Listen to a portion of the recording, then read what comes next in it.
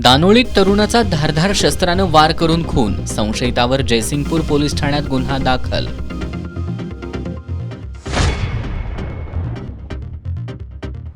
मागील गळीत हंगामातील ऊसाचे 200 रुपये देण्यासह चालू हंगामातील ऊसाला 3700 रुपये दर जाहीर करण्याची आंदोलन अंकुश संघटनेची मागणी.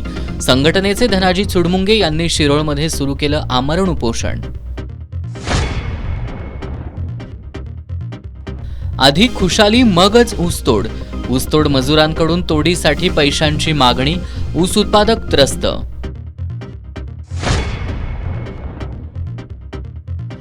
आणि शिवाजी विद्यापीठातील छत्रपती शिवाजी महाराज यांचा अश्वारूढ पुतळ्याला 50 वर्ष झाली पूर्ण. शिवसेना ठाकरे गटातर्फे पुतळ्यावर पुष्पवृष्टी करून अभिवादन.